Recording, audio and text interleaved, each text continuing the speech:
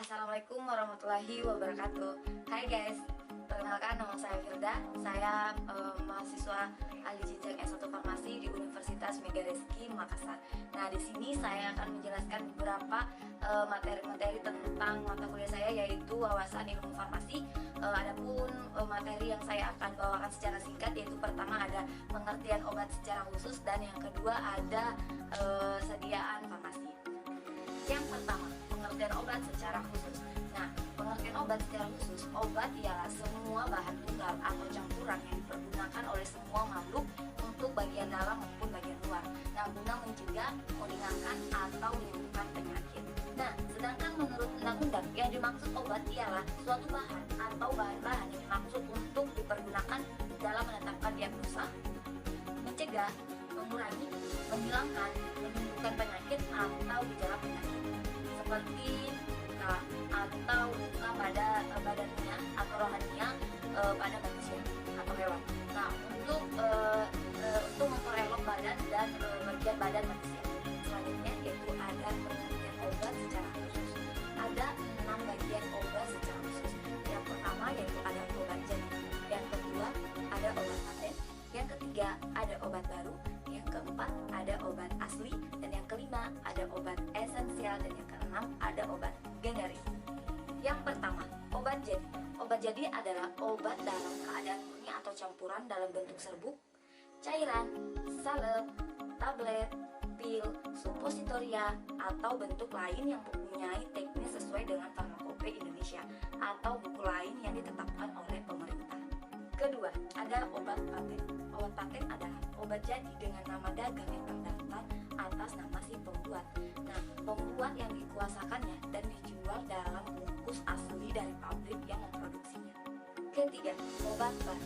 Obat baru adalah obat yang terdiri atau berisi zat yang baik sebagai bagian yang berkhasiat ataupun yang tidak berkhasiat. Misalnya ada lapisan, pengisi, pelarut, pembantu, atau komponen lainnya. Nah, yang belum dikenal sehingga tidak diketahui khasiat dan kegunaannya. Keempat, obat asli. Obat asli adalah obat yang didapat langsung dari bahan alaminya Indonesia, terolah secara sederhana atas dasar pengalaman dan digunakan dalam pengobatan. Kelima, ada obat esensial. Obat esensial adalah obat yang paling dibutuhkan untuk pelayanan kesehatan masyarakat terbanyak. Nah, dan tercantum dalam daftar obat esensial yang ditetapkan oleh Menteri Kesehatan. Keenam, yaitu ada obat generik. Obat generik adalah obat dengan nama resmi yang ditetapkan dalam Farmakope Indonesia untuk zat berkhasiat yang dikandungnya. Oke guys, pernah tidak kalian memperhatikan kemasan obat? Nah, pada kemasan obat ada simbol lingkaran yang warnanya berbeda-beda. Ada warna hijau, ada warna biru, dan ada warna merah. Nah, apa sih maksudnya? Nah, di sini saya akan menjelaskan dari golongan-golongan obat tersebut, atau saya akan menjelaskan apa sih maksud dari lingkaran simbol pada kemasan obat itu. Nah, ada 4 golongan obat, yaitu ada obat bebas, ada obat bebas terbatas, dan ada obat keras dan psikotropika, dan ada obat narkotika. Pertama, obat bebas. Obat ini bertanda lingkaran hijau dengan garis tepi berwarna hitam. Nah, obat bebas adalah obat yang dijual bebas di pasaran dan dapat dibeli tanpa resep dokter. Karena jenis zat aktifnya relatif aman, sehingga pemakaiannya tidak memerlukan pengawasan tenaga medis selama diminum sesuai dengan petunjuk yang tertera pada kemasan obat tersebut. Adapun contoh obat bebas yaitu ada obat paracetamol, ada diatabs, ada oralit, ada vitamin. Kedua, obat bebas terbatas. Obat ini bertanda lingkaran warna biru dengan garis tepi warna hitam. Nah, obat bebas terbatas ini sebenarnya termasuk obat keras, tetapi masih dapat dijual atau dibeli bebas tanpa resep dokter. Nah, obat bebas terbatas ini disertai dengan tanda peringatan.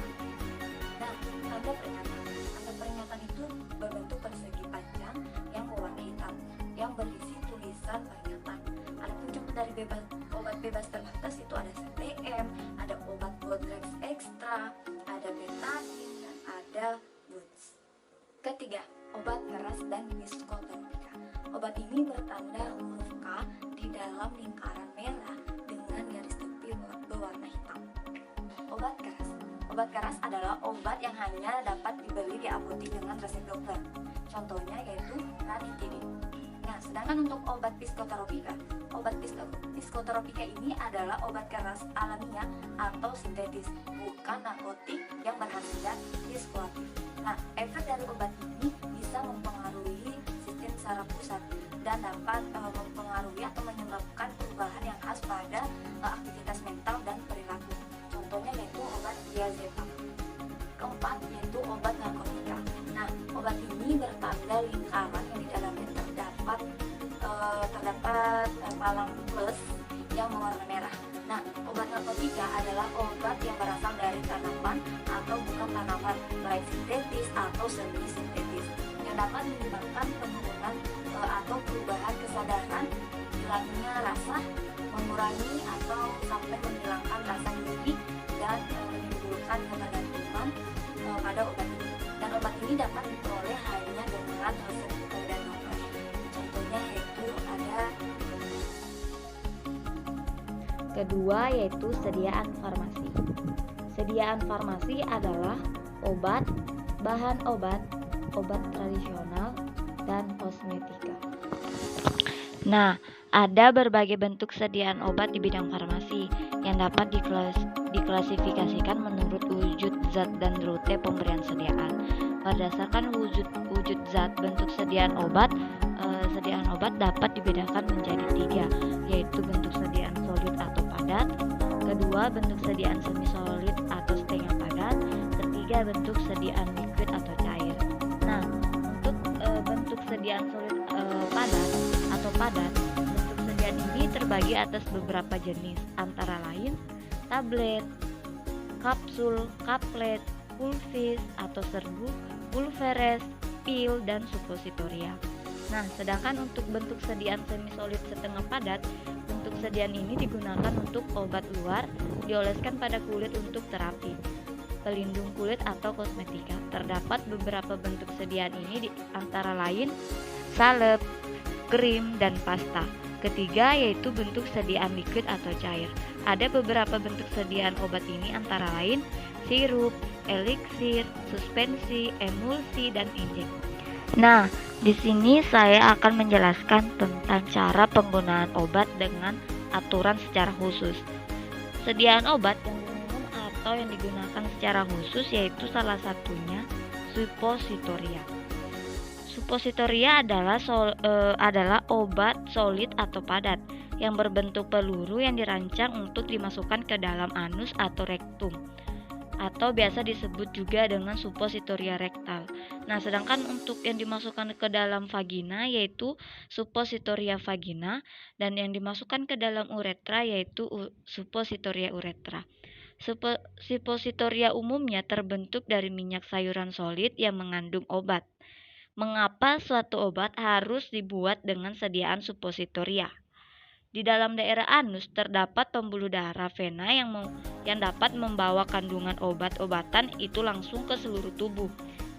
Nah, untuk memaksimalkan efek kerja obat tersebut, maka dibuat sediaan suppositoria ini.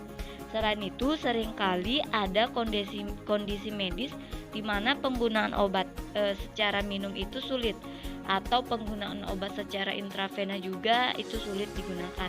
Jadi oleh karena itu lebih mudah untuk menggunakan suppositoria. Misalnya pada anak yang sedang kejang-kejang, lebih mudah untuk memasukkan obat ke dalam dubur dibandingkan memberikan obat minum atau obat suntik. Setahu saya, tidak ada kandungan khusus yang membedakan obat suppositoria ini dengan obat oral. Nah, adapun caranya yaitu dengan pertama kita cuci kedua tangan, lalu bungkus obat dan lunakkan suppositoria dengan air putih atau dihangatkan dengan genggaman tangan selama 10-15 detik. Setelah itu, jika suppositoria terlalu lunak sebelum digunakan, dimasukkan ke dalam lemari es. Ambil posisi terbaring dengan memeluk guling. Masukkan suppositoria ke dalam anus dengan jari. Setelah obat dimasukkan ke dalam rapatkan kedua kaki dan pertahankan posisi tersebut hingga 5 menit. Dan terakhir yaitu cuci tangan kembali. Terima kasih, itulah tadi paparan singkat dari saya. Wassalamualaikum warahmatullahi wabarakatuh.